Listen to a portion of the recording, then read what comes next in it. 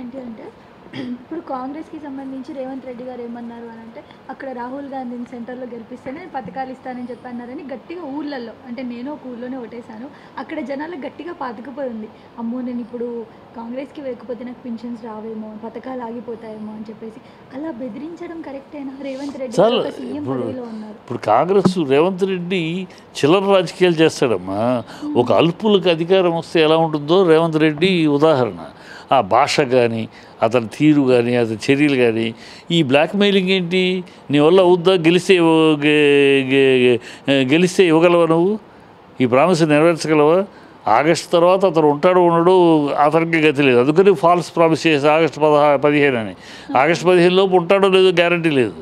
Already వెంకటరెడ్డిని తనే already పైనుంచి instruction వచ్చింది నెక్స్ట్ కృష్ణుడు రెడ్డి వెంకటరెడ్డి సీఎం అని. అందుకనే వెంకటరెడ్డి నాతో పాటు పిఎం అర్హుడు సీఎం అర్హుడు అని చెప్పేస్తున్నాడు. సో ఆగస్టులోపు ఎన్నికలు అయిపోయినాక తను ఉంటాడో ఉడతాడో తెలియదు. అందుకే నోటికి వచ్చింది మాట్లాడేస్తున్నాడు. రేపేమంటారు? అతను ప్రామిస్ నెరవేర్చలేకపోయినా ముఖ్యమంత్రిని మార్చామంటారు. అది ఇంకో సంవత్సరం. సో వాళ్ళు ఇలాంటి దౌర్భాగ్య మాటలు మాట్లాడటం ప్రజలు అంత నమ్మలేము. ప్రజలు అంత నమ్మే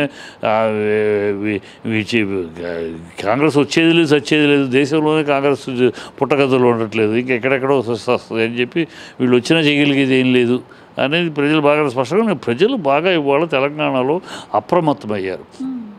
మనం ఎంత తప్పు చేశామో, ఒక సింహాన్ని వదిలేసి చిట్టెలుకలు గెలిపించాము. సింహం లాంటి కేసీఆర్కి కూర్చోబెట్టి వీళ్ళని సీట్లు సింహాసనం ఎక్కించాము. ఎంత తప్పు చేశాము. ఇవాళ తెలంగాణ వాదం, తెలంగాణ గొంతు, తెలంగాణ గళం వినపట్టం మానేసింది.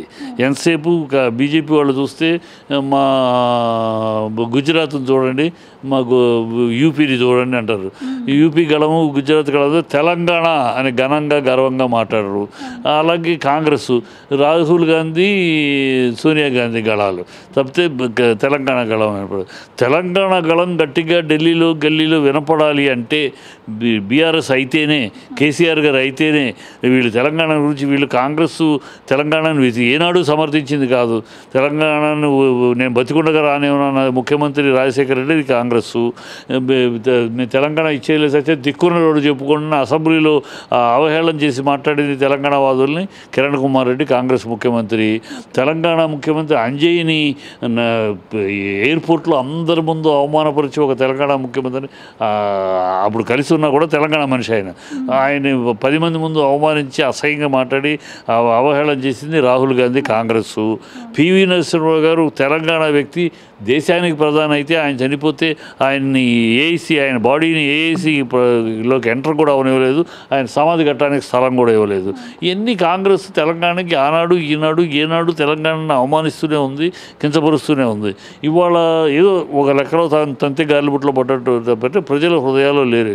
ఇవాళ ప్రజలు మనం చాలా తప్పు చేసాం, మళ్ళీ మనం బీఆర్ఎస్ నిలిపించుకొచ్చా కేసీఆర్ గారు నిలబెట్టకపోతే, ఆ సింహాన్ని మళ్ళీ నిలబెట్టకపోతే మన తెలంగాణ గర్జన ఢిల్లీలో గల్లీలో వినపడదు. కనుక ఈ నిలబెట్టుకోవాలని ప్రజలు కృతనిశ్చయంతో ఉన్నారు. అది జరగబోతుంది. సబ్స్క్రైబ్ చేయండి.